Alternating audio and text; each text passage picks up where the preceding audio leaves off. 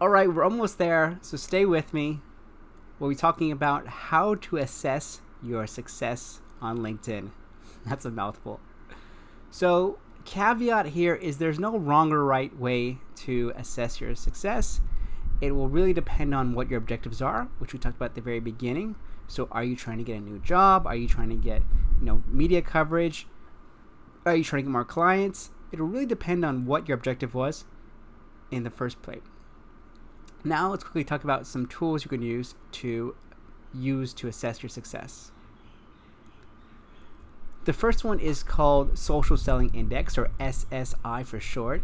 And if you just Google the keyword LinkedIn SSI score, it'll bring up something like this.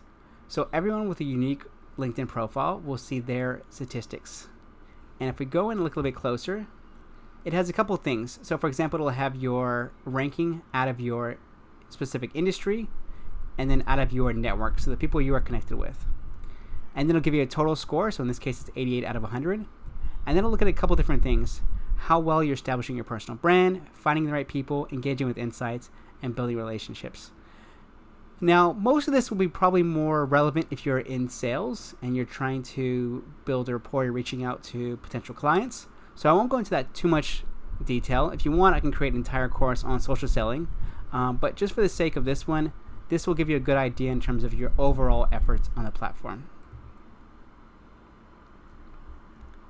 Next, you want to be looking at who viewed your profile. Now, caveat here once again is if you are on the free version of LinkedIn, meaning you don't have a premium account, you will not be able to see everyone who has viewed your profile. So here's an example of what that looks like.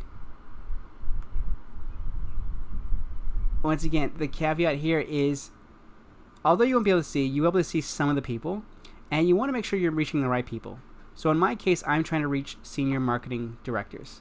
So in this case, it looks like I'm on the right track.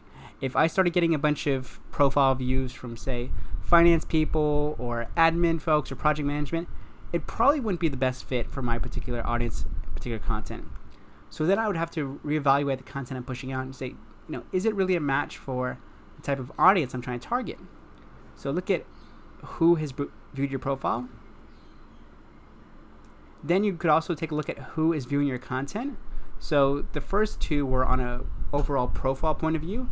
This one, it really drills down in terms of your content. So if we look at it here, I can see which companies people are viewing my profile, or my content, what their title is, and what their geography is. So once again, if this is completely misaligned to my target audience, so in my case, I'm going after tech and education. So I have Salesforce, Oracle, LinkedIn, Shopee, Property Guru, all fit in that category. Once again, if I was getting a lot of profile or content views from, say, hospitality or any unrelated industries, I might, once again, reevaluate my content.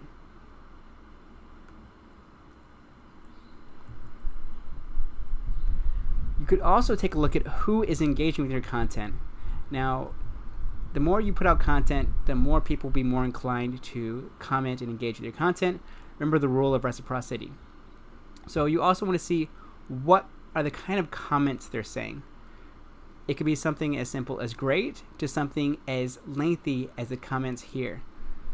So once again, the longer the comments, the more they're engaged, obviously. So that can be a good rule to check, how you're doing in terms of content.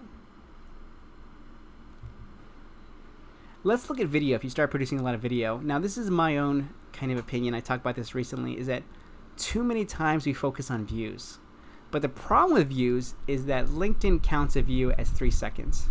So let's say I have 1,000 people that have viewed my video, but then they only watch for 2 seconds. Or sorry, maybe they watch for 5 seconds. Does that really count as engaging content?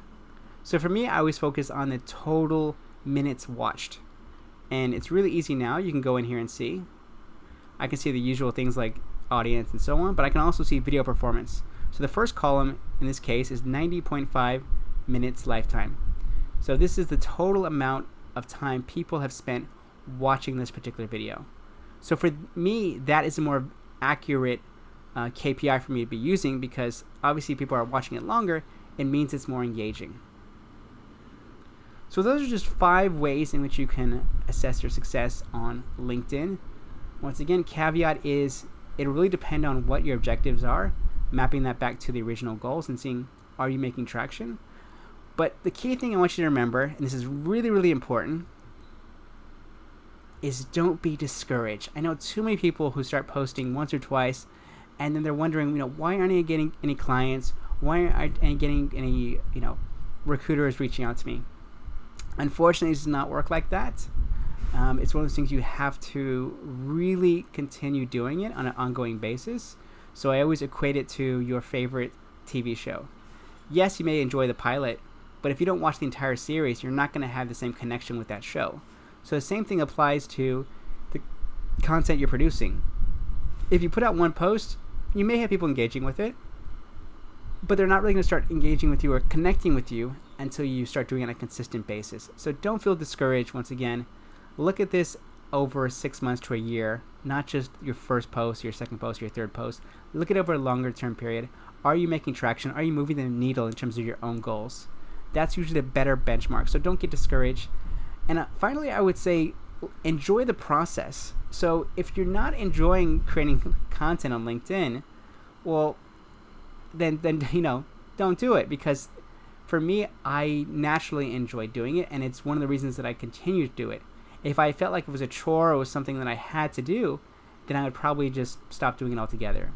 But for me, I enjoy the process more than the results. Results are nice, but I enjoy the process of constantly learning, constantly adapting what we're doing.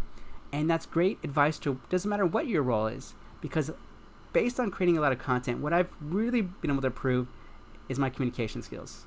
Now, I know as you're watching this video, you might be like, Joe, your communication skills are still terrible, but compared to where it was, a year or so ago, it's gotten so much better. And that's because I'm constantly putting out videos, so I constantly have to practice speaking,